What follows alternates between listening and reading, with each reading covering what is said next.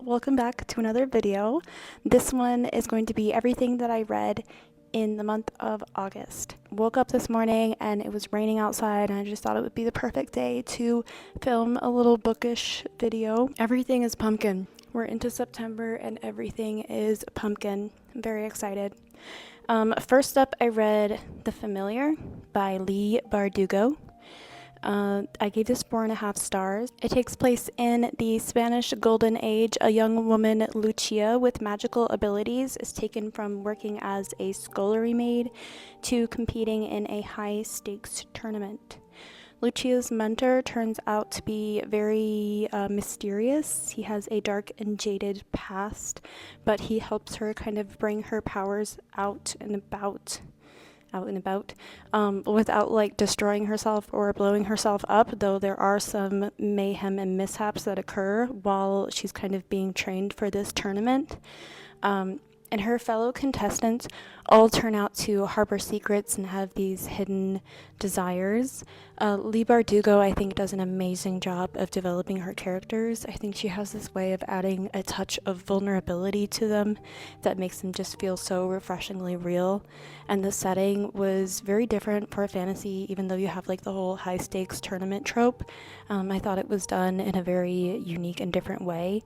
I recommend this if you like more of a historical fantasy with a slower, quieter sort of feel. I really enjoyed it, and I think you might too if you like. I think it's also YA. Nope, this is adult fantasy. Next up is an audiobook, The Spell Shop by Sarah Beth Durst. This was a 3.5 star read for me. It's a cozy fantasy centered around a librarian who has gone rogue.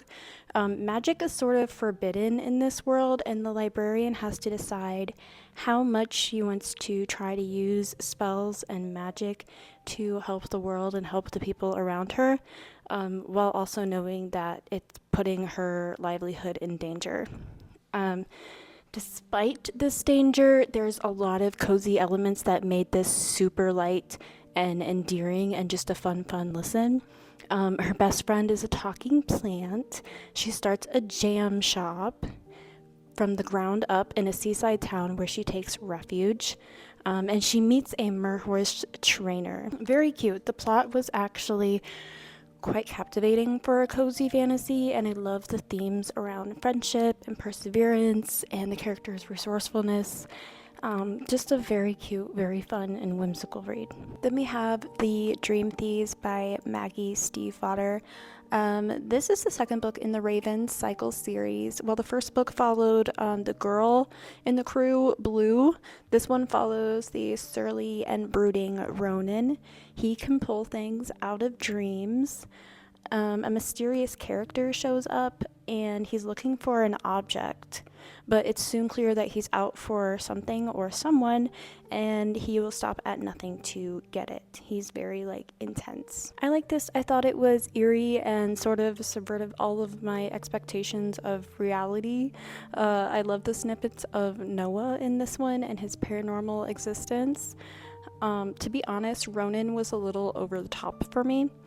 A little overdone, but it is a YA or young adult novel, so I guess that's kind of to be expected. Overall, Maggie Stiefvater's storytelling and setting in the Appalachians make this series a must read for me. I just love anything about ghosts and magic but set in the real world. And I also love the boarding school aspect of it. There's still students in this one, and I think that's just really fun. Despite I liked everybody else's character more than Ronan. I think Ronan's just my least favorite character. But even then, I still give this probably 3.5 stars. And I'm looking forward to reading the third one. I hope we learn more about Noah in the third one. All right, next we have Where the Library Hides.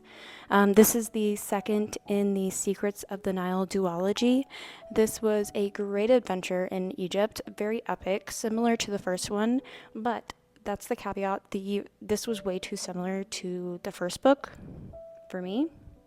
It's almost like, and I get it, all stories have this formula that authors follow, but it almost felt like this plot was just like copy and pasted and then like different scenes put in, if that makes sense. I loved the first one, so that wasn't necessarily a bad thing, especially since it's been so long since well, not so long, like a year since I read the first one. It was fine, but, and I still do want to get both of them and reread. I dyed my hair this morning, so that's what this little splotch is. Anyway, let's see, where was I? I have these little notes here because I tend to like sort of just go on little tangents. So this is like to keep me focused here. I think we need some pumpkin spice coffee because I totally lost my train of thought. This really just has like pumpkin spice powder on it, and then I use the brown sugar oat. You probably couldn't hear any of that. I use the brown sugar oat creamer. Tasty. So, Where the Library Hides, Isabel Ibanez. She really has a way of bringing her stories alive that provide just the best escapism. So if you are looking for like a romping, wild, epic adventure that'll just make you forget like where you are in space and time, definitely check this series out. The Secrets of the Nile duology. The romance in the second one did not go where I wanted it to go. I think if she would have done it a little bit differently, it could have been a lot more epic, in my opinion. I don't like what happened with the romance. Again, it felt very copy-paste to me from the first to the second one, and I think there was an opportunity to take the romance a place completely different that would have really elevated the story for me. All that aside, this was definitely I want to say 4-star. Yeah, there's still lots of twists and turns. Like I said, like great escapism for this one, and betrayals. And I really love the archaeological and the historical aspects of this one, and the setting being in Egypt. So much fun. Next up, A Natural History of Dragons. This was the most disappointing read of the year so far. For me, the premise sounds great. A young woman who has been fascinated by dragons, which exist in this world since her childhood, dedicates her life to learning more about them. She goes so far as to marry a man who shares her interest of dragons, and that's basically the reason why she marries him, because everything's pretty much like it's in a time of like arranged marriages and like betrothals and stuff. And together they embark on what you think would be an engaging and fantastic journey. They go to another country to study this certain species of dragons. They have like a whole entourage with no, just no.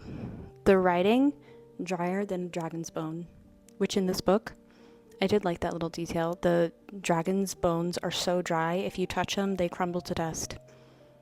That's how dry the writing was for me. The narrative felt stuffy and dull, and it was just all I could do to slog my way through this book.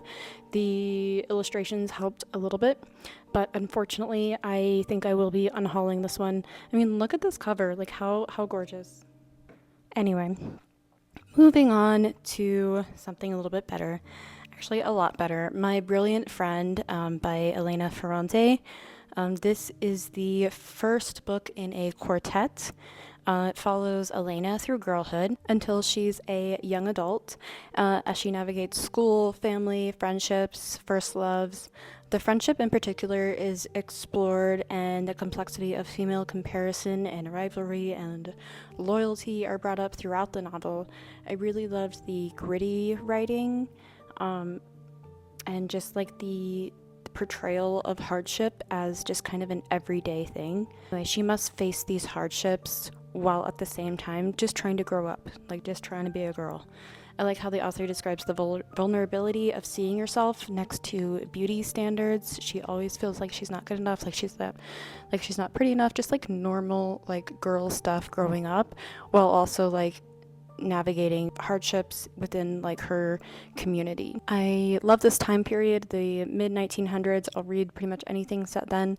And then the depictions of awkwardness of like this young, sometimes unrequited love or love with uncertainty. Excellent depictions of that. I gave this 4 stars. And then we have The Disaster Tourist, a short novella. It's a literary thriller.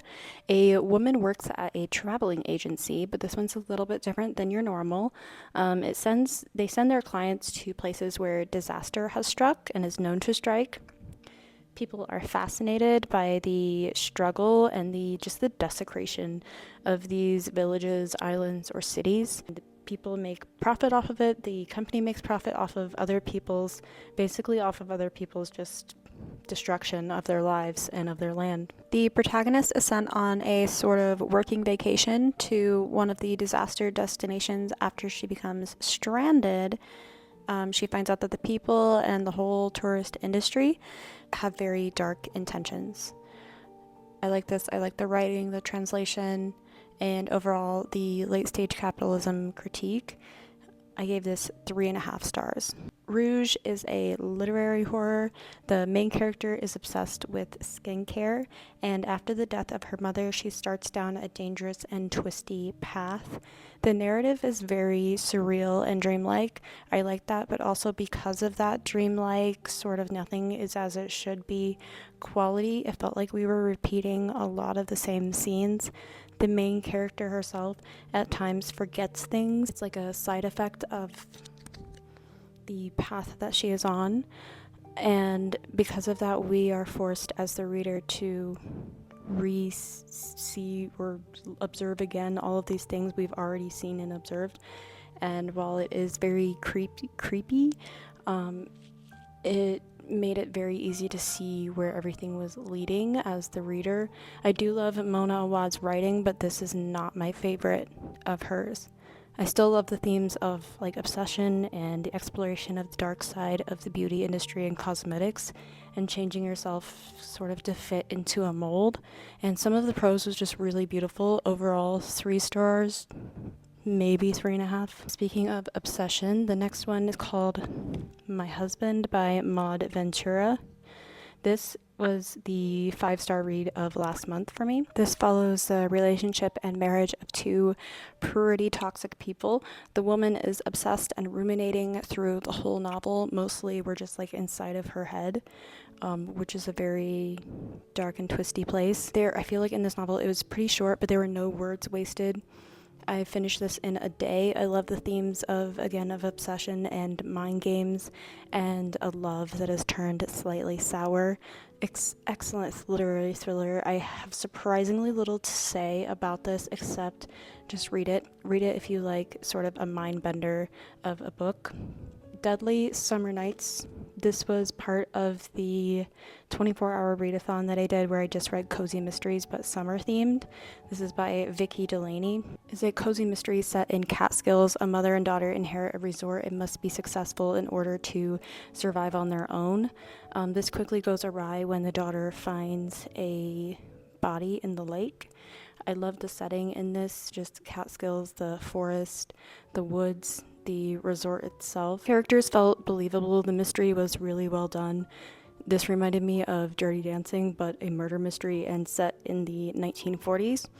Love this one. It made me want to pick up more from this author. 4 stars. A Cold Dose of Murder, another cozy mystery with a very cute premise.